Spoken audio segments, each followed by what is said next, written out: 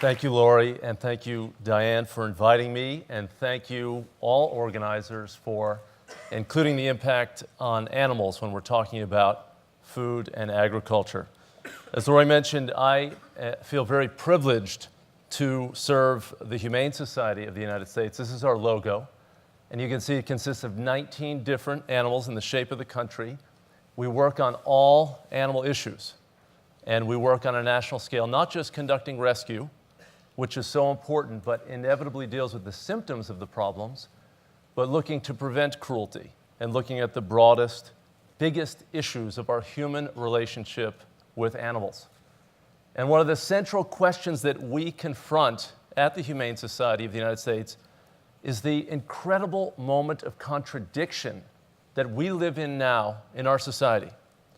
With so many expressions of love and appreciation for animals, but so much cruelty occurring on a vast and industrial scale.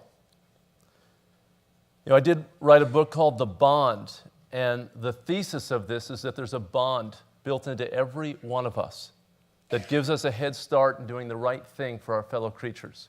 All kids have this connectivity to animals, and all of us here at some level have a connection to other creatures. We have so many expressions of this bond and appreciation for animals in our society. 2/3 of American households have dogs and cats, 171 million dogs and cats. We let our cats on our kitchen tables. We sleep in the same bed as our dogs. There are another 140 or 50 million pets in our households. There are more pets than people in American households. We spend more than $50 billion a year on our pets. Another 80 million of us are active wildlife watchers. We take to the forests and the fields to watch the incredible feats of flight of birds and other creatures and take in the tonic of being in the natural world and experiencing an area that's not completely controlled by humans. You know, these ideas are embedded in our culture. There are 20,000 animal welfare groups in the country. There's an animal group for every kind of animal. There are groups that work on Chihuahua rescue or St. Bernard rescue or feral cats or you name it. There are rabbit rescue groups. We run a rabbit sanctuary for homeless and injured rabbits. We say we're providing hope for the hopless. And there's an animal group for every kind of creature. And of course, there are farm animal groups, and there are groups that are thinking about every sort of creature in crisis. And we have a nation where the basic notion that cruelty to animals is wrong is already a universal value. All 50 states have anti-cruelty statutes that codify the notion that malicious torment of animals is not just a moral problem, it is a legal problem. And it is a felony in 47 states. Cockfighting is a federal felony, and it's now illegal in all 50 states.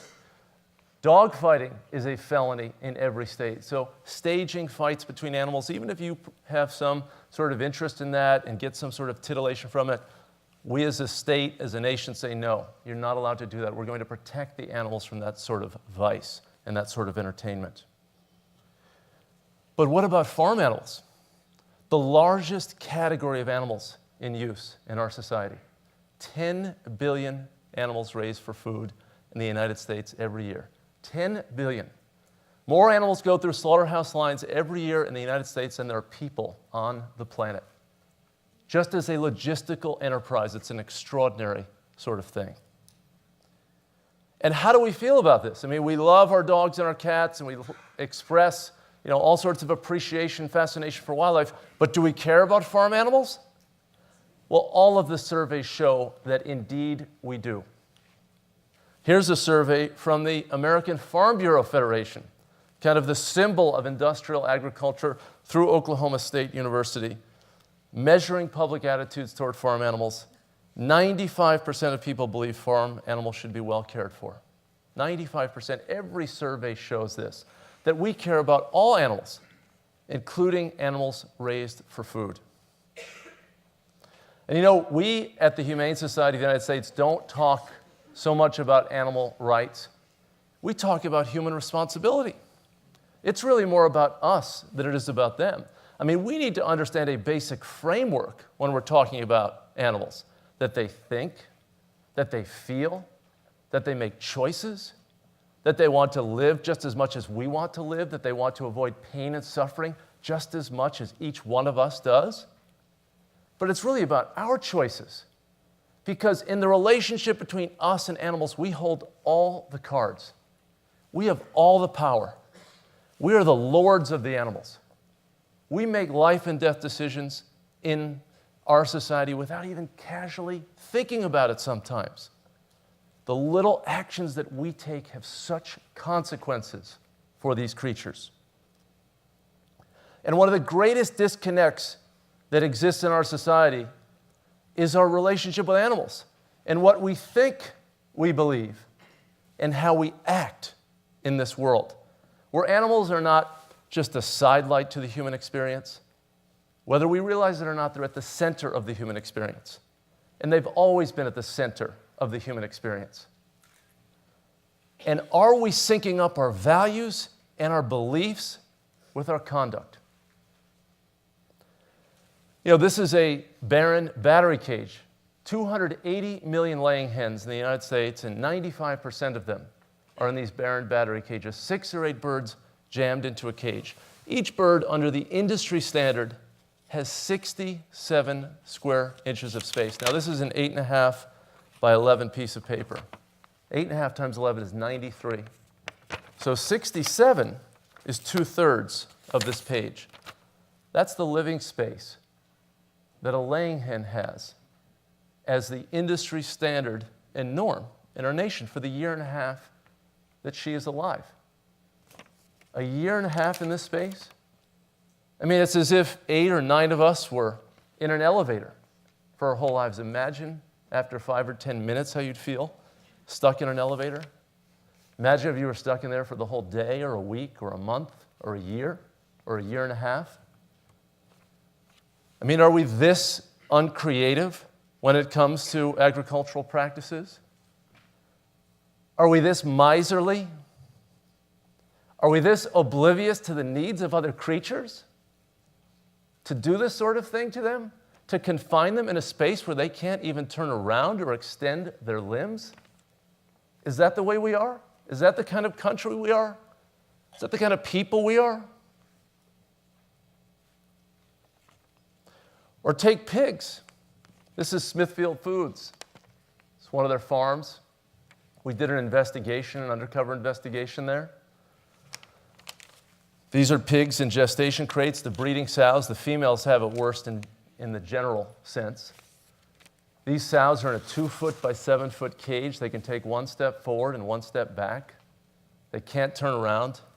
The only time they get out of that cage is just before they're going to give birth. They're moved into another cage where they are similarly immobilized. And then after a short time with their piglets, then they're reimpregnated, put back into the gestation crate. 7, 8, 9, 10 successive pregnancies, 3 years, 3.5 years in a cage. Now, these are intelligent, sociable animals.